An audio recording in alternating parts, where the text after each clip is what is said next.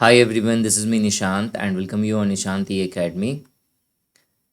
This is the part 10 of General Accounting Principle, and in this video I am going to cover first cash, then second cash book, then voucher, then discount, then type of cash book, then bank account and contra entry. Contra entry is very important for your paper, and then important questions related to these topics. I also suggest all the aspirants not to forget to buy top 200 question set in which I will cover more conceptual and important questions related to this topic. The price is very genuine, that is rupees 30. If any of you who didn't buy the complete package of UPSC EPFO 2020, I suggest you to buy this complete package because I have mentioned all the current data in this, and this will definitely help you to crack this exam with a rank. The details are given at the end of the video. Now the first topic is cash. So what is cash? Cash क्या होता है सबसे पहले हम लोग ये देखेंगे. Cash क्या है? So it is a current asset.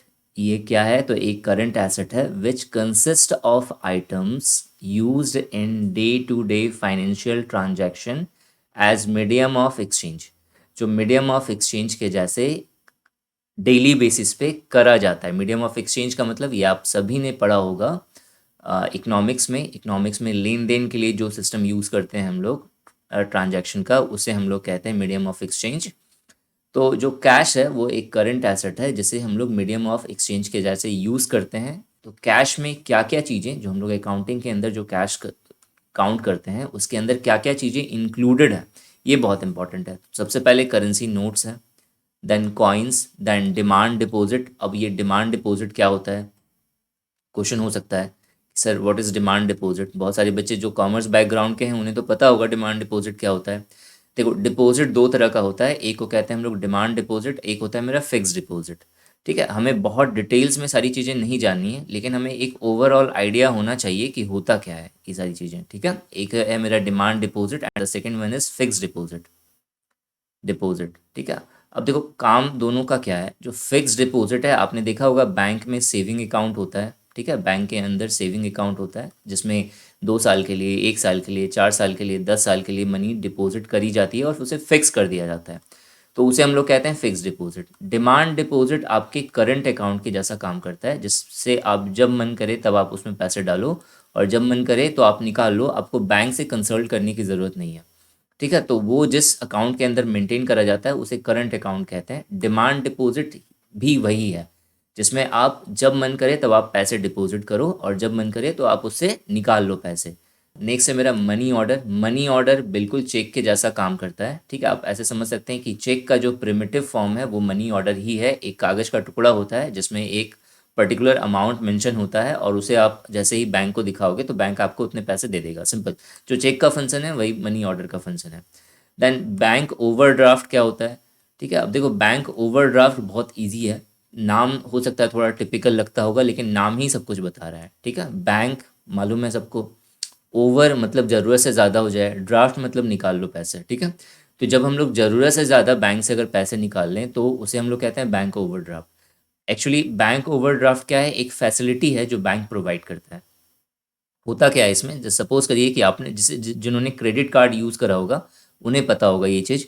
ठीक है, जैसे सपोज आपके अकाउंट में 10,000 रुपये हैं लेकिन आपको इंस्टेंटली 15,000 रुपये की ज़रूरत है, तो 5,000 जो है एक्स्ट्रा बैंक आपको दे देगा निकालने के लिए, लेकिन आपका जो अकाउंट है वो -5,000 शो करेगा. ठीक है, तो बैंक ओवरड्राफ्ट फैसिलिटीज़ जिनके पास होती है तो वो उनके अकाउंट में जितना बैलेंस है वो उससे ज़्यादा पैसे निकाल सकते हैं. ठीक है, तो यही होता है बैंक ओवरड्राफ्ट.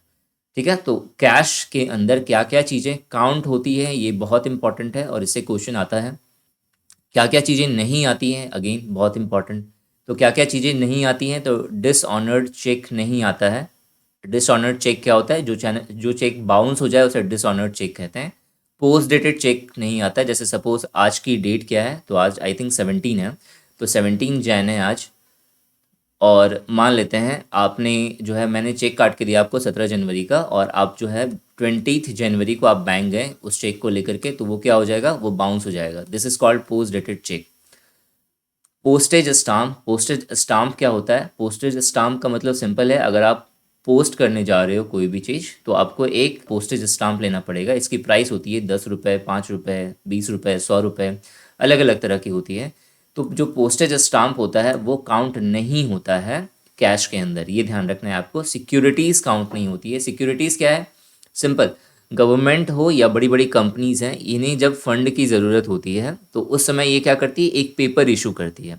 उस पेपर में एक पर्टिकुलर चीज़ें मेंशन होती हैं और एक एग्रीमेंट जैसा वो पेपर होता है, जिसे आपके पास अगर पैसे हैं तो आप उसे समथिंग रुपीज़ में बाई कर सकते हैं। ये पर्टिकुलर एक पीरियड के लिए बाउंड होता है और आपको कंपनी या गवर्नमेंट उस समय तक आपको इंटरेस्ट देती है और फाइनली क्या करेगी, आपके पैसे वापस दे करके आपको फिर से ये सिक्योरिटी पेपर जो है वो वापस ले लेगी। ठीक है, ये इकोनॉमिक्स का टर्म है, कभी मैं इकोनॉमिक्स पढ़ाऊंगा तो और अच्छे से मैं बताऊंगा चीज़ों को। ठीक है, तो सिक्योरिटीज़ ये होता है। देन स्पेशल इन्वेस्टमेंट क्या है? अब देखो नाम से पता चल रहा है स्पेशल होगा, क्या होगा? तो इन्वेस्टमेंट होगा। इन्वेस्ट करेंगे हम, क्या इन्वेस्ट करेंगे? तो ऑब्वियस है मनी इन्वेस्ट करेंगे हम लोग। तो स्पेशल इन्वेस्टमेंट में कैसा इन्वेस्टमेंट? Trade advances. ठीक है, अब नाम थोड़ा अजीब सा लगता होगा, ट्रेड एडवांसेस, पता नहीं क्या है। ट्रेड मतलब समझ में आ रहा है आपको? ट्रेड का मतलब बिजनेस करना। एडवांसेस का मतलब, इसे हम लोग एडवांस पेमेंट सभी जानते होंगे मुझे लगता है। ठीक है, एडवांस में पेमेंट करना किसी को। सपोज करो आपको घर बनाना है और आपने एक कॉन्ट्रैक्टर हायर करा। ठीक है, तो उसने बोला कि भैया मुझे, मैं 5 लाख में आपके घर बना दूंगा और आपको स्टार्टिंग में आपको 1 लाख रुपए एडवांस देने पड़ेंगे। तो ये 1 लाख रुपए जो आपको काम करने से पहले आपको पे करने हैं, उसी को हम लोग कहते हैं ट्रेड एडवांसेस। ठीक है, ये बस शॉर्ट में सारी चीज़ें आपको समझनी है कि होता क्या है, पूरा डेप्थ में नहीं घुसना। ठीक है, सिर्फ और सिर्फ यूपीएससी ईपीएफओ के रिगार्डिंग चीज़ें पढ़ रहे हैं और बहुत ही बेसिक कॉन्सेप्ट पूछा जाएगा। मैं कवर करवा भी रहा हूँ इसे, कि आपको सारा कॉन्सेप्ट क्लियर हो जाए सारी चीज़ें। नेक्स्ट टॉपिक है cash book. So cash book Hindi में कहते हैं इसे नगद खाता। क्या होता है कैश बुक? तो the cash book is use to record receipt and payments of cash. Suppose mister owner की शॉप है, तो ये जितना कैश जो है वो रिसीव कर रहे हैं और जितना कैश दे रहे हैं डेली बेसिस पर, इंपॉर्टेंट अगेन, डेली बेसिस पर, तो इसे क्या करेंगे, वो एक बुक के अंदर, एक खाते के अंदर रिकॉर्ड करके रखेंगे। This book is called cash book. Clear? Cash book जो है वो आपका जनरल भी है और लेज़र भी है। तो cash book is the only book which act as both journal and ledger. बहुत इंपॉर्टेंट पॉइंट है ये। जनरल की तरह कैसे काम करता है ये? तो कैश बुक एक ऐसा बुक है जिसमें हम लोग कोई भी डाटा रिकॉर्ड करते हैं तो वो सोर्स डॉक्यूमेंट से देखकर करेंगे। सोर्स डॉक्यूमेंट में कौन सा डॉक्यूमेंट से ये देखकर करेंगे? तो ये एक वाउचर जो होता है उससे, उसके थ्रू करते हैं। ठीक है, वाउचर क्या होता है अभी हम लोग आगे देख लेंगे। तो वाउचर के से जो है हम लोग सारा डॉक्यूमेंट्स, सारी चीज़ें वेरीफाई करके उसके बाद कैश बुक के अंदर जो है हम लोग मेंशन करते हैं। इसके अलावा कैश बुक जो है वो डेली बेसिस पे मेंटेन होता है। और क्या? तो ये सब्सिडरी बुक है। ये सारी चीज़ें बता रही है ना कि ये जो कैश बुक है वो क्या है, मेरा जनरल है। नेक्स्ट है लेज़र। लेज़र के जैसा ये कैसे काम करता है? तो कैश बुक के अंदर जो चीज़ें मेंशन होती हैं वो इस तरीके से अरेंज करी जाती हैं कि वो क्लासीफाई हो चीज़ें। So, it is a general as it contains a classified record of all the cash transaction। जितना भी कैश ट्रांजैक्शन हुआ है उन सबको जो है क्लासीफाइड करता है। मतलब क्या सर, अभी भी समझ में नहीं आया? तो कैश में ट्रांजैक्शन वो एक पर्सन को तो नहीं करेगा ना। जैसे जो मिस्टर ऑनर हैं, ये क्या करेंगे, ये सिर्फ किसी एक पर्सन को कैश नहीं देंगे या फिर किसी एक पर्सन से कैश इनके पास नहीं आ रहा है। तो जहाँ जहाँ ये कैश दे रहे हैं जिन जिन लोगों को, और जिन जिन लोगों से कैश इनके पास आ रहा है, वो सारी चीज़ें अलग अलग इन्हें रिकॉर्ड करके रखनी पड़ेगी ना, ताकि पता चले कि कौन कैश दे रहा है और हमें किसे कैश देना है। तो ऑब्वियस है कि वो ऑटोमेटिक क्या हो जाएगा, क्लासिफाइड हो जाएंगे सारे लोगों के अकाउंट या जो भी अकाउंट वो मेंटेन कर रहे हैं कैश बुक के अंदर। तो इसके अंदर चीज़ें जो है क्लासिफाइड होती हैं, जो कि लेज़र की प्रॉपर्टी है, इसीलिए कैश बुक को हम लोग लेज़र भी कहते हैं। इसके अलावा एक और प्रॉपर्टी है। हमें पता है कि सबसे पहले हम लोग जनरल में एंट्री करेंगे, उसके बाद लेज़र पे जाएंगे, फिर ट्रायल बैलेंस होता है, फिर लैब। कैश बुक के अंदर अगर चीज़ें मेंटेन हो गई तो हम लोग लेज़र में मेंटेन ना करके फिर उसके बाद उसे डायरेक्ट एंट्री करते हैं कहाँ पे, तो ट्रायल बैलेंस में। तो अब ये यहाँ से चीज़ें डायरेक्ट ट्रायल बैलेंस में आ रही है, इसका मतलब लेज़र का भी पार्ट वो रोल प्ले कर रहा है, इसीलिए कैश बुक को हम लोग लेज़र भी कहते हैं। नेक्स्ट है मेरा वाउचर। वाउचर क्या होता है? तो वाउचर एक ऐसा डॉक्यूमेंट है जिसे हम लोग एज अ एविडेंस यूज़ करते हैं in case of entry in the cash book. जब भी हम लोग कैश बुक में एंट्री करेंगे तब ये आपने देखा होगा ना, इस तरह का एक जो है एक रिसीप्ट होता है, एक रसीद होता है जिस पे एक नंबर्स यहाँ पे मेंशन होगा, यहाँ पे डेट वगैरह सब मेंशन होती है, किसे पे कर रहे हैं वो मेंशन होगा, सारा अमाउंट्स यहाँ लिखा होता है, यहाँ पे टोटल। ठीक है, अब देखो यहाँ पे होगा क्या, यहाँ पे सारा चीज़ मेंशन होगा, सारा कितना कितना पेमेंट हुआ है टोटल, तो यहाँ पे टोटल मेंटेन हो जाएगा और ये जो है आपको हैंड ओवर कर दिया जाएगा। लेकिन ट्रेडर क्या करेगा, इसके ठीक नीचे एक कार्बन कॉपी होगी और उस कार्बन कॉपी के नीचे एक पतला सा एक और पेज होगा और उसमें वो ये जो जो भी डाटा उसने लिखा है वो वहाँ वो छप जाएगा। उसी को हम लोग क्या कहते हैं, वाउचर कहते हैं। बहुत तरह के टाइप होते हैं वाउचर के। एक तो आप ये देख रहे हैं, एक होता है मेरा इस तरह से लंबा सा होता है ये, ठीक है, दो पार्ट्स में डिवाइड होगा, यहाँ भी चीज़ें मेंशन होंगी, यहाँ भी चीज़ें मेंशन होंगी, ये फाड़ करके आपको दे दिया जाएगा, ये वाला अपने पास रख लिया जाता है। इसके अलावा एक लंबा सा होता है, दो पार्ट्स में डिवाइडेड होगा, यहाँ पे सारी चीज़ें मेंशन होंगी, यहाँ भी सारी चीज़ें मेंशन होगी नीचे वाले लाइन में, एक आपको हैंड ओवर कर दिया जाएगा, दूसरा जो है ट्रेडर अपने पास रख लेगा। तो पहला जो पॉइंट है वो क्या है, for every entry made in the cash book there must be a proper voucher, एक प्रॉपर वाउचर होगा। वाउचर्स आर डॉक्यूमेंट्स, वाउचर्स एक ऐसा डॉक्यूमेंट्स है containing evidence of payment, payment का एविडेंस हो की तरह वो काम करता है, एंड रिसीव्ड। ठीक है, जो भी पेमेंट हम लोग कर रहे हैं या फिर जो भी रिसीप्ट ले रहे हैं पेमेंट का, उसके लिए एक सोर्स डॉक्यूमेंट का एक एविडेंस की तरह वो काम करेगा। थर्ड पॉइंट बहुत इंपॉर्टेंट है और इसे समझने के लिए मैं एक एग्जांपल ले रहा हूँ। मान लेते हैं मिस्टर ऑनर है, मिस्टर ऑनर और ये उनकी शॉप है। ठीक है, एक दूसरा शॉप है जहाँ वो स्वीट्स को सप्लाई कर रहे हैं, दूसरा शॉप है जहाँ वो स्वीट्स क्या कर रहे हैं, सप्लाई कर रहे हैं। तो सपोज इसने ऑर्डर करा थाउजेंड्स स्वीट्स का, थाउजेंड्स रुपीज़ के स्वीट्स का, तो इन्होंने क्या करा, इन्होंने वो 1000 रुपीज़ का जो स्वीट है इसे सप्लाई कर दिया। बदले में शॉप ने क्या करा, शॉप ने इसे 1000 रुपीज़ पे कर रहा है ये। ठीक है, तो जब ये पे कर रहा है ना, तो उस समय ये क्या करेंगे, ये एक रिसिप्ट जारी करेंगे इस शॉप के नाम पे कि 1000 रुपीज़ जो है इन्होंने पे कर दिया है टोटल। मिठाइयाँ वगैरह सबका नाम डिटेल्स गिवन होगा यहाँ पे, सिग्नेचर होगा यहाँ पे, और इसका जो है ये जैसे ही वो ये वाला जो कॉपी आप देख रहे हैं येलो कलर वाला, ये इन्हें क्या करेंगे, इन्हें दे देंगे। बदले में क्या होगा, जो नीचे का जो काउंटर फॉइल वाला जो पोर्शन होगा, जो कार्बन कॉपी होगी, वो इनके पास रह जाएगा। मतलब ये सारी चीज़ें लिखी हुई एक नीचे वाले कॉपी में रह जाएंगी। वो एक वाउचर की तरह काम करेगा और एक एविडेंस होगा वो, जिसके थ्रू जो है वो अपनी कैश बुक में एंट्री करेंगे। यहाँ तक चीज़ें क्लियर हो गई सबकी। अब देखो, जब ये शॉप जो है जब इन्हें पैसे देगा 1000 रुपीज़, तो कैश जो है वो बिजनेस के अंदर क्या कर रहा है, इन कर रहा है। कैश कैसा अकाउंट है, तो हमें पता है कि कैश जो है वो मेरा एसेट हो गया और ये मेरा एक रियल अकाउंट है। तो रियल अकाउंट का रूल क्या कहता है, डेबिट व्हाट कम्स इन, तो ये बिजनेस के अंदर आ रहा है तो इसे क्या करेंगे, हम लोग डेबिट कर देंगे। थर्ड पॉइंट भी यही है। तो when money is received generally a printed receipt is issued to the payer. जिसे पे करना है, जिसे जो मतलब पेयर है, पे करने वाला है, उसे हम लोग क्या करेंगे, उसे हम लोग एक रिसिप्ट इशू करते हैं। ठीक है, ये यहाँ पे पेयर है, 1000 रुपये इसने पे करा, तो मिस्टर ऑनर ने इसके नाम पर एक रिसिप्ट इशू करा। ठीक है, बट काउंटर फॉइल और the carbon copy of it is preserved by the cashier. जो कैशियर होगा, जो ऑनर होगा, जो सेल कर रहा है या फिर जो ट्रेडर है, वो क्या करेगा, इसका एक कार्बन कॉपी अपने पास रख लेगा as a evidence. The copy received are called debit voucher. इसे हम लोग क्या कहेंगे, डेबिट वाउचर। क्यों, क्योंकि वो जो कैश जो है बिजनेस के अंदर आ रहा है, तो वो क्या होगा, वो डेबिट होगा, डेबिट साइड में लिखाएगा, इसीलिए उस वाउचर को क्या कहेंगे, डेबिट वाउचर कहेंगे। And they support the entries appearing on the debit side of the cash book. और इसे हम लोग कहाँ एंट्री करेंगे, कैश बुक के डेबिट साइड में एंट्री करेंगे। ठीक है, उसका उल्टा नेक्स्ट वाला पॉइंट होगा। नेक्स्ट वाला पॉइंट क्या है, अगेन मिस्टर ऑनर है और ये है मेरे मिस्टर ऑनर की शॉप। ठीक है, और दूसरा इस बार है मेरा ग्रोसरी शॉप, ग्रोसरी शॉप। अब क्या हुआ, ग्रोसरी से क्या होता है, गुड्स जो है मिस्टर ऑनर के शॉप में आ रही हैं और बदले में जो है मिस्टर ऑनर क्या करेंगे, इन्हें 1000 रुपीज़ पे कर रहे हैं सपोज।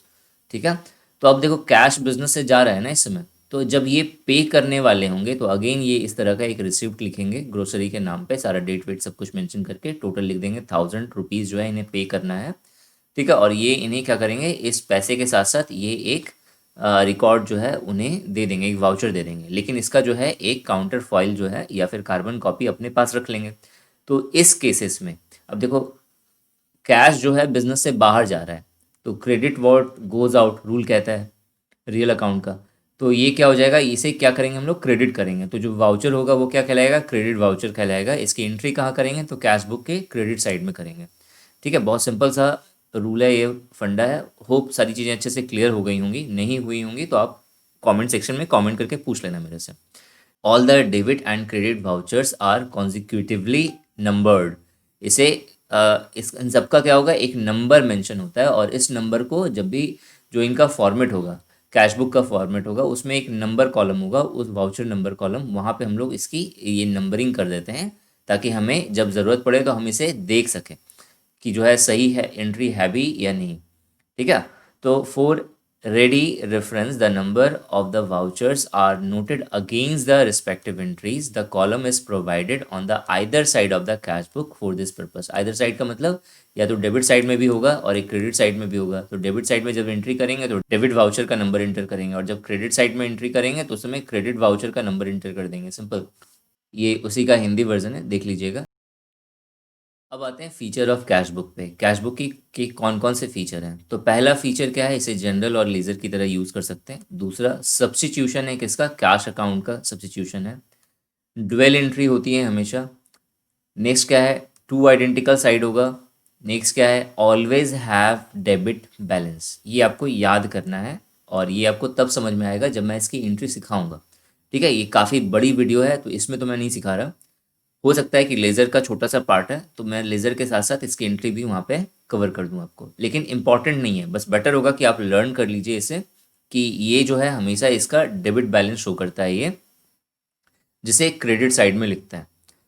बस इतना आपको याद करना है। बाकी अगर कमेंट आया कि नहीं सर इसे क्लियर कर दीजिए और अच्छे से, तो फिर मैं लेज़र जब करवाऊंगा तो उस समय इसकी एंट्री भी सिखा दूंगा किस तरह से करता है। नेक्स्ट है डेट वाइज एंट्री करते हैं। इसका वेरीफाइबल होता है, एविडेंस है तो ऑब्वियस होगा वेरीफाइबल होगा। तो ये सारे जो है कैश बुक के फीचर्स हैं। एडवांटेजेस ऑफ कैश बुक क्या है, तो सबसे पहले है ट्रेस मिस्टेक्स, तो गलतियों का ये पता लगा सकता है। दूसरा, डेली रिकॉर्ड होता है इसके अंदर।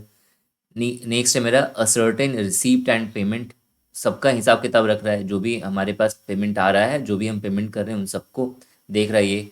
आइडेंटिफाइज डिफ़ॉल्ट, डिफ़ॉल्ट नहीं होगा यहाँ पे, आइडेंटिफाइज फॉल्ट, बिल्कुल यही चीज़ है, दोबारा लिख दिया हुआ है यहाँ पे, हटाओ इसे। नेक्स्ट है यहाँ पे डिटरमाइंस कैश इन हैंड, कितना कैश आपके पास बचा हुआ है आप कैश बुक के थ्रू पता कर सकते हैं। नेक्स्ट है टाइम बचाता है, कॉस्ट बचा देता है, साथ में लेबर का खर्चा भी जो है इससे बच जाता है। नाउ नेक्स्ट है मेरा टाइप ऑफ कैश बुक, लेकिन इससे पहले हम लोगों को कुछ टर्म जानना ज़रूरी है। पहला है मेरा डिस्काउंट। डिस्काउंट क्या होता है, so discount is a reduction in the price of a product और service that is offered by a seller. जो बेचने वाला है वो क्या करेगा, उसका जो भी प्रोडक्ट है या जो भी सर्विस है उसमें कुछ अगर वो प्राइस में डिस्काउंट कर रहा है, कंसेशन कर रहा है, छोड़ दे रहा है, उसी को हम लोग क्या कहेंगे, छूट। सिंपल, कभी नहीं पूछेगा कि डिस्काउंट क्या होता है। लेकिन दो तरह के टाइप हैं इसके, ट्रेड डिस्काउंट और कैश डिस्काउंट। इससे पक्का क्वेश्चन फंसेगा। ट्रेड डिस्काउंट क्या होता है, बहुत सिंपल है। ट्रेड का मतलब होता है बिजनेस, व्यापार, और उसमें अगर डिस्काउंट मिला है तो उसे कहेंगे हम लोग ट्रेड डिस्काउंट।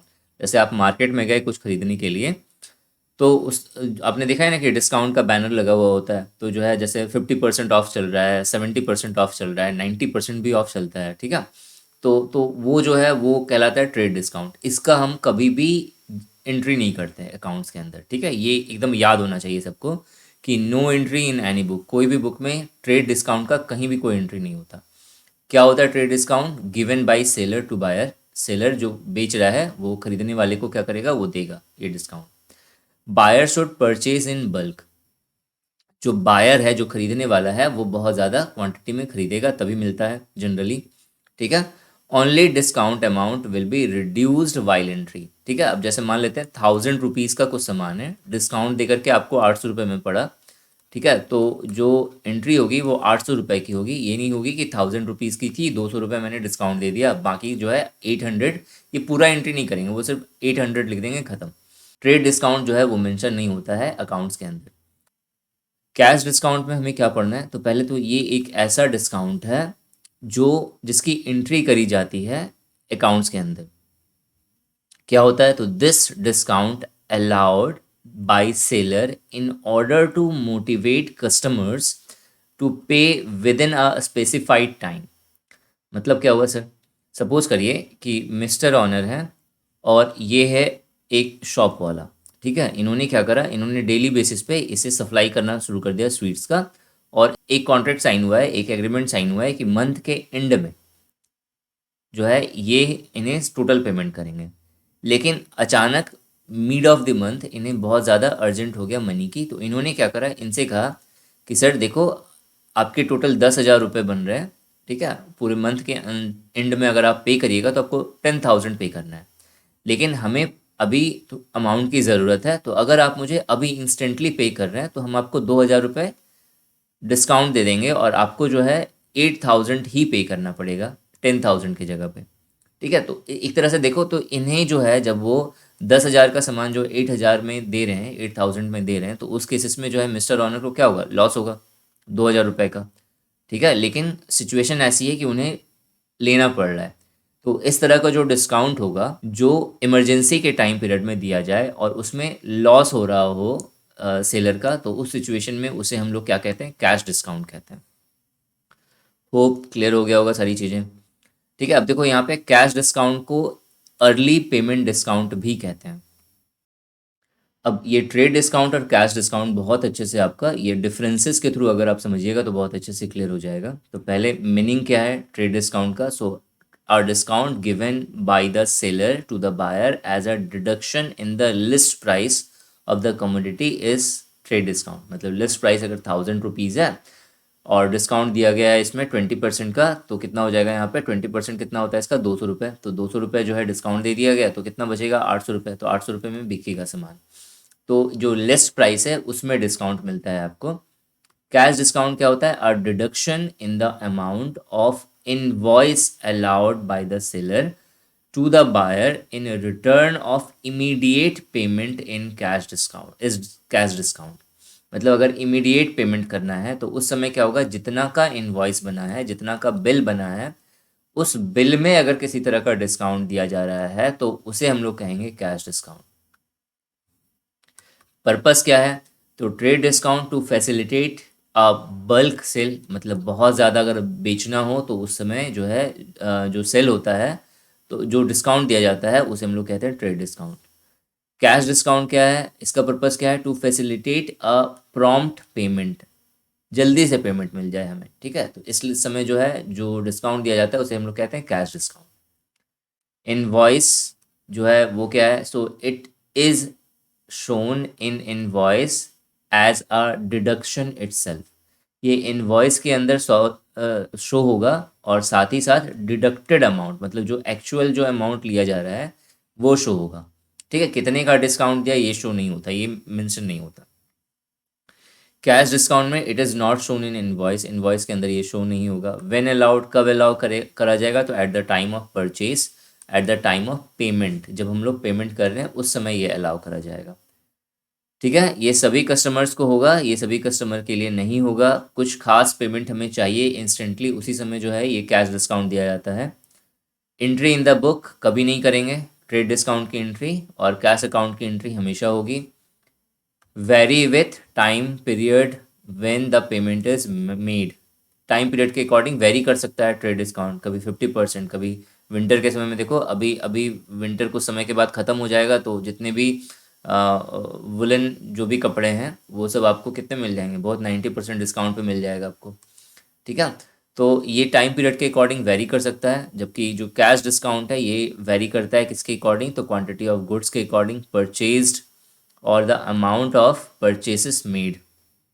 मतलब कितना अमाउंट पे करा है, कितना पे करना है। जैसे मान लेते हैं बहुत ज़्यादा अमाउंट है, 2 करोड़ रुपए है, ठीक है, 2 करोड़ रुपए पे करने हैं, तो उस सिचुएशन में जो है ज़्यादा डिस्काउंट मिलेगा, क्योंकि बहुत ज़्यादा ह्यूज अमाउंट है, इंस्टेंटली किसी के लिए जो है अवेलेबल करवाना बहुत मुश्किल होगा। लेकिन फिर भी अगर कंपनी कह रही है कि मुझे आप इंस्टेंटली दे दो, तो मैं आपको जो है 50,000 रुपये जो है मैं आपके छोड़ दूंगा, ठीक है। तो या फिर 50 लाख रुपए, 5 लाख रुपए छोड़ दूंगा, तो उस सिचुएशन में जो है क्या होगा कि बहुत बड़ा अमाउंट भी डिस्काउंट में मिल रहा है, तो हो सकता है कि कंपनी मैनेज कर ले। अब देखो, जब भी कैश डिस्काउंट दिया जाएगा तो उस समय कैसे एंट्री करेंगे हम लोग, तो ये बहुत इंपॉर्टेंट है। तो इसे समझाने के लिए अगेन मिस्टर ऑनर का एग्जांपल लिया है मैंने। तो अब देखो यहाँ पे मिस्टर ऑनर जो है, ये एक कोई पर्सन है, कोई कस्टमर है, उसे जो है कैश डिस्काउंट दे रहे हैं। पहला केस 1। केस 1, तो अब देखो इस सिचुएशन में क्या होगा कि जब भी ये इसे डिस्काउंट दे रहे हैं, मान लेते हैं 1000 रुपीज़ का इसने परचेज करा था कोई सामान, तो ये उसे कैश डिस्काउंट दे रहे हैं 10%। 10% का मतलब कितना हो गया सर? तो 100 रुपये। ठीक है, तो 100 रुपये का कैश डिस्काउंट दे रहे हैं। तो अब ये जब डिस्काउंट देंगे, तो मैंने बोला ना कि कैश डिस्काउंट क्या होगा, कैश डिस्काउंट ऐसा डिस्काउंट होगा जो स्टार्टिंग में नहीं दिया जाता। ठीक है, वो पेमेंट करते समय दिया जाता है, और वो भी इसलिए दिया जाता है ताकि इंस्टेंटली जो है उसे पेमेंट मिले। तो 100 रुपये का इन्हें एक तरह से देखा जाए तो लॉस हो जाएगा बिजनेस में, इन्हें, मिस्टर ऑनर को। क्लियर यहाँ तक? तो 100 रुपये का लॉस हुआ, तो यानी लॉस क्या है? तो याद है मैंने बताया है एक्सपेंसेस एंड लॉस। ये किस में आता है? तो नॉमिनल अकाउंट में आता है। तो नॉमिनल अकाउंट का रूल क्या कहता है? Debit all expenses and loss. तो इस केसेस में व्हेन कैश डिस्काउंट अलाउ, जब कैश डिस्काउंट दिया जाता है तो हम लोग उसे कहाँ एंट्री करते हैं? डेबिट साइड में एंट्री करते हैं। समझ में आया? नहीं समझ में आया? मैं फिर से एक बार क्लियर कर देता हूँ, पूछ सकता है आपसे। देखो, मिस्टर ऑनर ने क्या करा, मिस्टर ऑनर ने इस पर्सन को, इस कस्टमर को एक कैश डिस्काउंट दिया। कितने रुपए का दिया? तो मान लेते हैं इन्होंने 10,000 का सामान खरीदा। ठीक है, 10,000 की स्वीट्स खरीद ली इन्होंने, और इंस्टेंटली पेमेंट नहीं करा। बाद में जो है 1 महीने के बाद ये इनसे कहते हैं कि भैया अगर आप मुझे तुरंत अभी पेमेंट करोगे तो मैं आपको 1,000 रुपये छोड़ दूंगा, 1,000 का डिस्काउंट दे दूंगा, क्योंकि मुझे पैसे की भी ज़रूरत है। तो इन्होंने बोला ठीक है, ओके, मैं आपको 9,000 पे कर दे रहा हूँ, मान लूँगा कि मेरा पूरा पेमेंट हो गया। तो इसने बोला ठीक है, मैं कर दे रहा हूँ। तो लेकिन इस सिचुएशन पे इंस्टेंटली पेमेंट के चक्कर में इनका 1,000 रुपये का तो लॉस हो गया ना। तो ये जो एक्सपेंसेस एंड लॉस ये हमने पढ़ा हुआ है ना, ये किस में आता है? नॉमिनल अकाउंट में आता है। तो नॉमिनल अकाउंट का रूल क्या कहता है? नॉमिनल अकाउंट का रूल कहता है debit all expenses and loss. तो इस केसेस में जब भी कैश डिस्काउंट दिया जाएगा, अलाउ करा जाएगा, तो हम लोग एंट्री किधर करेंगे? तो डेबिट साइड में एंट्री करेंगे। क्लियर हुआ? अब इसका दूसरा एक एग्जांपल हम लोग लेते हैं, जब इन्हें डिस्काउंट मिलेगा। जैसे ग्रोसरी शॉप है, ग्रोसरी शॉप से इनका सारा राशन आ रहा है, सारा गुड्स यहाँ से आ रहा है। ग्रोसरी शॉप को लगा कि इनका 1 महीने में तकरीबन 5 लाख का सामान हो गया है। पूरे 1 साल में मान लेते हैं, 1 साल में 5 लाख का सामान हो गया टोटल। ठीक है, तो अब उस सिचुएशन में अब इन्होंने क्या करा, इन्होंने बोला कि सर आप मुझे इंस्टेंट अगर पेमेंट दे रहे हैं तो मैं आपको 50,000 रुपये मैं छोड़ दूंगा। तो इस सिचुएशन में इन्हें तो फ़ायदा दिखेगा नहीं, तो खुश हो जाएंगे कि अरे भाई 50,000 रुपये का मेरा प्रॉफिट होने वाला है, क्योंकि डिस्काउंट मिल रहा है, कैश डिस्काउंट मिल रहा है। इनका लॉस हो रहा है लेकिन इनका तो प्रॉफिट हो रहा है। तो जब एंट्री करेंगे अपने बुक में, तो ये 50,000 रुपये उनके लिए क्या है? एक तरह से इनकम है। इनकम है क्योंकि इनका बच रहा है, कैश इनके पास आ रहा है बिजनेस में। पहले 5 लाख पे करना था, अब 4,50,000 पे करना पड़ेगा इन्हें। तो इनकम एंड गेन, ये क्या है? नॉमिनल अकाउंट है, और इसका रूल कहता है credit all income and gain. तो हम लोग क्या करेंगे? उसे क्रेडिट कर देंगे। होप ये क्लियर हो गया होगा सबका। नेक्स्ट है मेरा bank account. So what is bank account? So a bank account is a record maintained by a bank institution in which it records an ongoing series of cash inflow and outflow on the behalf of a customer। तो customer के behalf पे जितना भी cash business के अंदर आ रहा है या बिजनेस से बाहर जा रहा है, किसके थ्रू होना चाहिए? बैंक के थ्रू होना चाहिए। तो वो जो डाटा बैंक रिकॉर्ड करके रखती है उसी को हम लोग कहते हैं बैंक अकाउंट। बैंक अकाउंट दो तरीके से मेंटेन होता है। एक, जो ऑनर है वो खुद ही मेंटेन करके रखेगा कि बैंक के थ्रू मेरा इतना सारा ट्रांजैक्शन हो रहा है। जैसे मैंने बोला था कि जो मिस्टर ऑनर के जो शॉप है, इन्होंने उसे डिजिटल कर दिया है, क्योंकि मोदी जी ने डिजिटल इंडिया अभियान चलाया है, तो सब कुछ डिजिटल हो रहा है धीरे धीरे करके। तो मिस्टर ऑनर ने क्या करा, अपना सारा जो बिज़नेस है वो उसे डिजिटल लेवल पे भी वो लेकर के आ गए हैं अपने बिज़नेस को। तो इस सिचुएशन में जो ऑनलाइन जो भी सेल हो रहा है उसका जो डायरेक्ट पेमेंट होगा वो कहाँ पे होगा? उनके बैंक अकाउंट में होगा। तो उन्हें तो पता चल रहा है ना कि मैंने इतना का सामान सेल करा है, तो मेरे अकाउंट में इतने पैसे आने चाहिए। तो वो क्या करेंगे, वो सारा रिकॉर्ड अपने नोटबुक में, अपने अकाउंट्स की बुक में भी मेंटेन करके रखेंगे, और साथ ही साथ जो बैंक होगा वो भी कितना ट्रांजैक्शन पर डे पे हो रहा है उसे रिकॉर्ड करके रखेगा। तो इसे हम लोग कहते हैं बैंक अकाउंट। क्लियर हुआ? तो जो भी कैश इनफ्लो हो रहा है या आउटफ्लो हो रहा है, इन सारे रिकॉर्ड को रखना क्या कहलाता है? बैंक जो है रखती है, इसे हम लोग कहते हैं बैंक अकाउंट। तो it also shows the current balance of cash in record as of any point of time. मतलब ऑब्वियस है कि जो है बैंक के अंदर है तो वो बताएगी आपके अकाउंट में इतना पैसा बचा हुआ है। तो वही है यहाँ पे लिखा हुआ कि ये हमेशा जो है करंट बैलेंस कितना है कैश का, तो ये हमेशा शो कर देता है किसी भी पॉइंट पे। कॉन्ट्रा एंट्री क्या होता है? So entry in both bank and cash account at the same time is called Contra entry.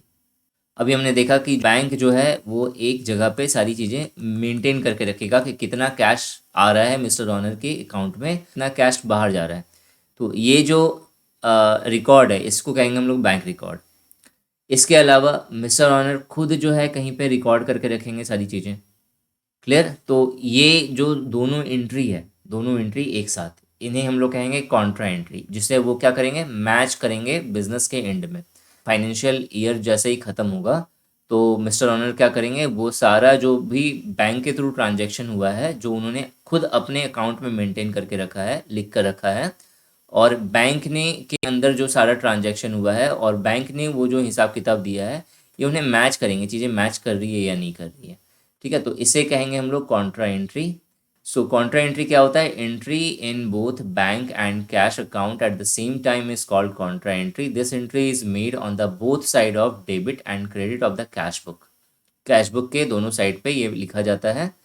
For example क्या है? Cash received from the debtors, जो डेटर्स है उन्होंने कैश रिसीव करा है, उनसे कैश मिला है इन्हें, लेकिन उस जो डेटर है उसने कैसे दिया है कैश? तो उन्होंने बैंक में सीधा डाल दिया।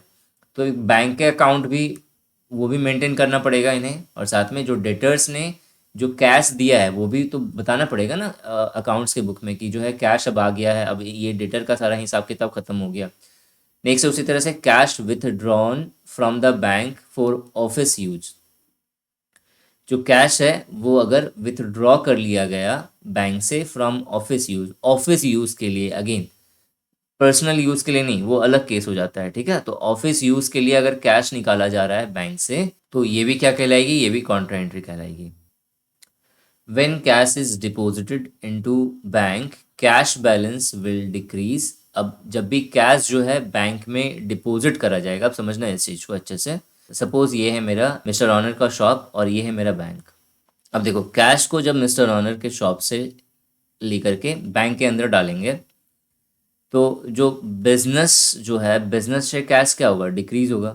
तो cash balance will decrease, but लेकिन बैंक बैलेंस उस समय क्या हो गया? इंक्रीज हो गया, तो bank balance will increase. Clear हुआ?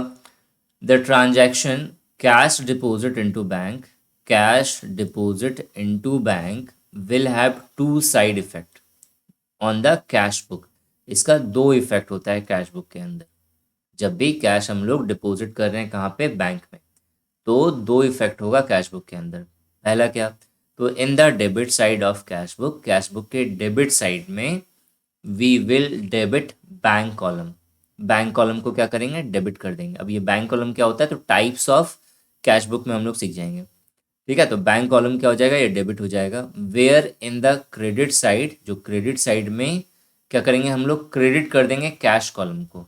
ठीक है, देखो ये क्वेश्चन बन सकता है, थोड़ा सा टिपिकल लग रहा होगा यहाँ पे क्योंकि एंट्री के थ्रू ये और अच्छे से क्लियर होगा। फिलहाल अभी इतना जान लो कि जब भी हम लोग कैश डिपॉजिट करते हैं बैंक के अंदर तो उस समय में कैश बुक के अंदर दो चीज़ें अफेक्ट होंगी। एक जो है कैश बुक का डेबिट साइड अफेक्ट होगा और बैंक कॉलम अफेक्ट होता है। तो आपको याद रखना है कि बैंक कॉलम जो है वो डेबिट साइड में वो इफेक्ट होगा, मतलब उसे हमें मेंशन करना है।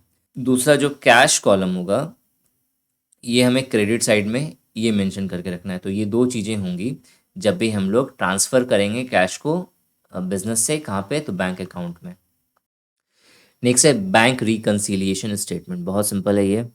अभी हमने देखा कि कॉन्ट्रा एंट्री क्या है, तो चीज़ों को मैच करना, ठीक है। ये सारा जो है मैंने क्या करा, जो भी मिस्टर अकाउंटेंट ने अपना जो अकाउंट मेंटेन करा हुआ है और बैंक का जो अकाउंट डिटेल है, जितना कैश इनफ्लो हुआ है, कितना आउटफ्लो हुआ है, ये सारा डिटेल्स जो है लेकर के वो एक दिन बैठे हैं और वो सारी चीज़ें मैच कर रहे हैं।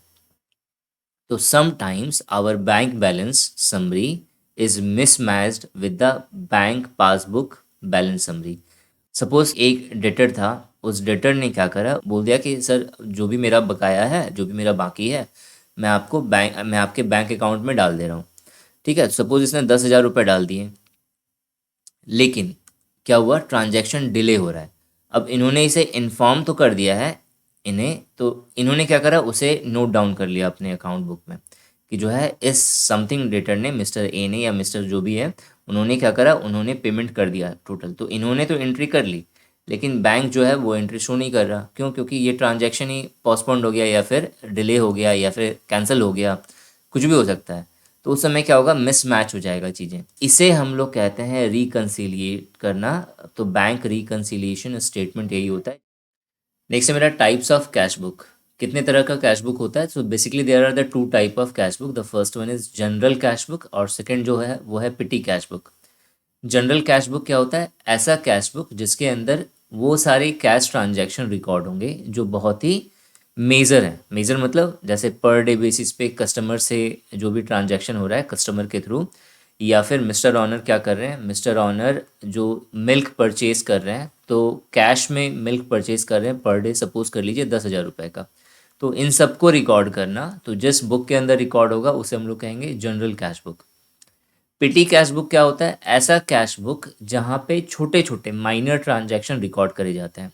जैसे मिस्टर ऑनर ने क्या करा, स्टाफ वगैरह सब पर, जो भी उनके स्टाफ हैं, चाहे स्टाफ ए हो या फिर और भी स्टाफ हैं जो उनके शॉप के अंदर काम कर रहे हैं, उन सब पर डेली का चाय पानी का डेली का 50 रुपये वो खर्च कर रहे हैं। तो ये सब जहाँ पे वो रिकॉर्ड करके रखेंगे उसे कहेंगे पिटी कैश बुक। कूड़े वाला कोई आ रहा है उसे वो महीने का दे रहे हैं 100 रुपये, तो ये सब जहाँ पे रिकॉर्ड होगा वो कहलाएगा पिटी कैश बुक। पिटी कैश बुक का ट्रांजैक्शन बैंक के थ्रू या चेक के थ्रू नहीं होता है, ये सिंपली कैश में होता है। जबकि जो जनरल कैश बुक का ट्रांजैक्शन बैंक के थ्रू हो सकता है, कैश के भी थ्रू हो सकता है और चेक के थ्रू भी हो सकता है। क्लियर हो गया यहाँ तक? अब जो जनरल कैश बुक है इसे अगेन 3 पार्ट्स में डिवाइड करा गया है। एक होता है मेरा सिंगल कॉलम कैश बुक, दूसरा होता है मेरा डबल कॉलम कैश बुक और तीसरा होता है मेरा ट्रिपल कॉलम कैश बुक। अब ये तीनों है क्या? अब देखो, इसे समझने के लिए आपको दो चीज़ें पता होनी चाहिए। एक तो एंट्री आपको अच्छे से क्लियर होना चाहिए। तो एंट्री बहुत इंपॉर्टेंट नहीं है, ठीक है, लेकिन फिर भी अगर आप लोगों का कमेंट आया कि सर एंट्री थोड़ी सी सिखा दीजिएगा इसका, तो मैं लेज़र जब करवाऊंगा तो उस समय मैं आपको इसकी एंट्री बता दूंगा। बाकी दूसरा जो इम्पोर्टेंट है वो है आपको फॉर्मेट पता होना चाहिए, कैश बुक का क्या फॉर्मेट होता है, तो वो मैं आपको अभी बता दे रहा हूँ ताकि आपको समझ में आ जाए। तो एक कॉलम होगा इस तरह का, एक सेक्शन होगा, इसके अंदर ऊपर में लिखा होगा कैश बुक, ठीक है, और ये एक साइड होगा डेबिट, इस साइड लिखा होगा credit.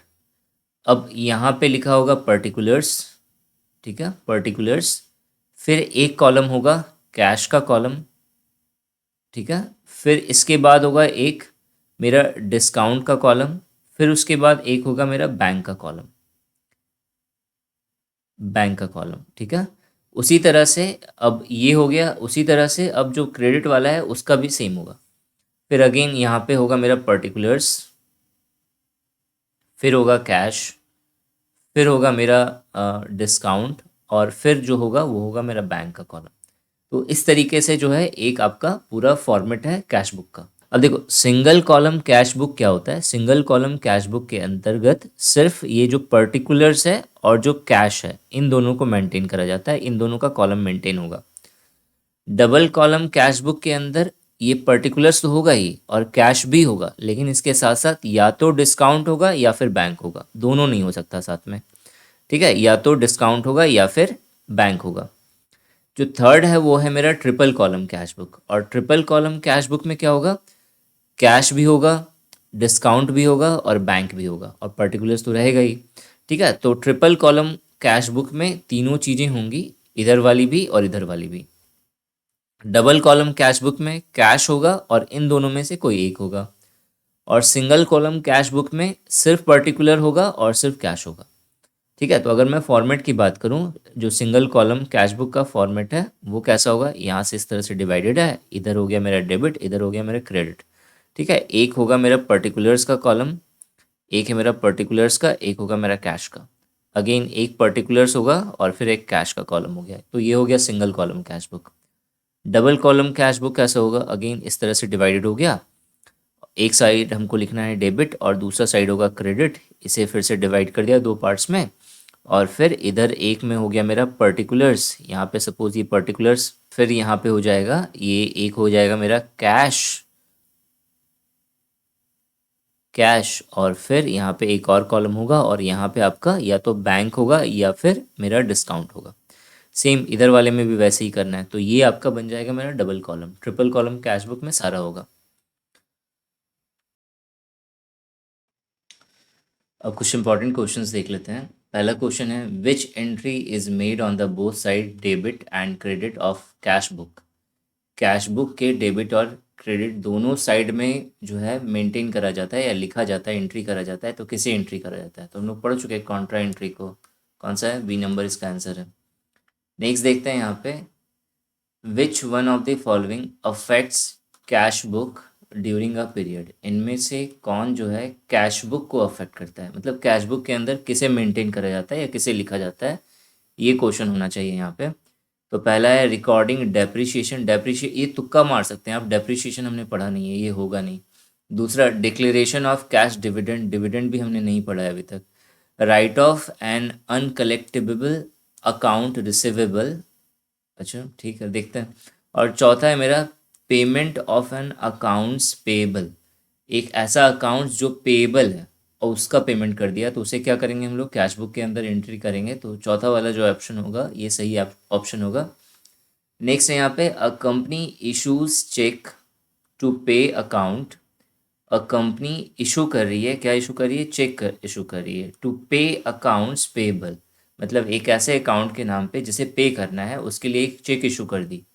Okay, the effect of the transaction is two, अब इसका जो इफेक्ट है ट्रांजैक्शन का वो क्या होगा, so increase asset, increase asset कैसे करेगा, अगर हम पेमेंट कर रहे हैं तो कैश हमारे बिजनेस से बाहर गया ना, तो एसेट क्या होगा, डिक्रीज होगा, तो एसेट एसेट एसेट सब में एसेट है, डिक्रीज कहाँ है, इसमें दिख रहा है मुझे। और लाइबिलिटीज़ भी क्या होगी, डिक्रीज होगी, क्यों, क्योंकि एक जो है किसी का हमारे पास पेमेंट था और हमने उसे पे कर दिया, तो हमारा लाइबिलिटीज़ भी क्या हो गया, कम हो गया, तो option C is the right answer. Next question है, अ चेक रिसीव्ड, एक चेक रिसीव करा हमने and paid into the bank, और बैंक में हमने क्या करा, उसे पे कर दिया on the same date, is recorded in the bank account में, बैंक कॉलम में, sorry bank column of cash book, cash book के बैंक कॉलम में जो है वो एंट्री होगी, क्योंकि बैंक से रिलेटेड पूछा है इसने। नेक्स्ट है, which one of the following is not correct for the cash book, cash book के लिए क्या करेक्ट नहीं है, it is a dual book, ये सही है, it is a generalise ledger, सही है, इट रिकॉर्ड्स लाइबिलिटीज़, ये गलत है, तो आंसर इसका सी होगा। अब ड्यू डेट्स कुछ चेंज हुई हैं, ये मैंने already social security of India के फर्स्ट पार्ट में भी मेंशन कर दिया है, फिर से मैं बता दे रहा हूँ, सोशल सिक्योरिटी ऑफ इंडिया का जो ई बुक लॉन्च होगा वो 30 जनवरी को लॉन्च हो रहा है। बाकी जो टॉप 100 क्वेश्चंस हैं industrial relation and labour laws के, ये 5 फरवरी को आपको मिलेगा। टॉप 100 क्वेश्चन जो सोशल सिक्योरिटी ऑफ इंडिया के हैं वो भी आपको 5 5 फरवरी को ही मिल जाएगा। 200 क्वेश्चन जनरल अकाउंटिंग प्रिंसिपल जो है इसका, जनरल अकाउंटिंग प्रिंसिपल के जो टॉप 200 क्वेश्चन होंगे ये भी आपको 5 फरवरी के दिन इशू होगा, या फिर उससे पहले भी ये इशू हो सकता है, क्योंकि मैं पहले कवर कर दूंगा सिलेबस आपका गैप का। फिर करंट अफेयर्स जो है वो 15 फरवरी तक लॉन्च होंगी, और इसके बाद जो है मेरा जनरल अकाउंटिंग प्रिंसिपल का कंपाइलेशन जो है ये 25 जनवरी तक आपको मिल जाएगा, क्योंकि कोशिश यही है कि 25 जनवरी तक मेरा सिलेबस जो है जनरल अकाउंटिंग प्रिंसिपल का कवर हो जाए। टॉप 500 क्वेश्चन जो साइंस एंड टेक के हैं वो आपको 20 फरवरी तक आपको मिल जाएगा, और 20 ऑफलाइन मॉक टेस्ट जो है वो सेम है, जो पहले डेट थी 1 मार्च वही है। ठीक है, वन टाइम पेमेंट जो है अब 15 जो जनवरी था इस ये बढ़ कर के 20 जनवरी हो गया है, 20 जनवरी तक अगर कोई वन टाइम पेमेंट कर रहा है तो 330 पे करना है, और 20 जनवरी के बाद अगर पे कर रहा है तो 380 पे करना पड़ेगा उसे। मैंने कोशिश करी है कि इस वीडियो के थ्रू जो भी टॉपिक मैंने कवर करा है मैं आपको अच्छे से क्लियर कर सकूं। I have tried my best to clear all the important concept that I have covered through this video, but it is a fact कि हर किसी की efficiency अलग अलग होती है, समझने की भी और उसे समझाने की भी। अगर इस वीडियो के रिगार्डिंग आपको कोई भी डाउट हो तो आप कमेंट सेक्शन में कमेंट करके पूछ सकते हैं। Thanks for watching and wish you good luck for your paper.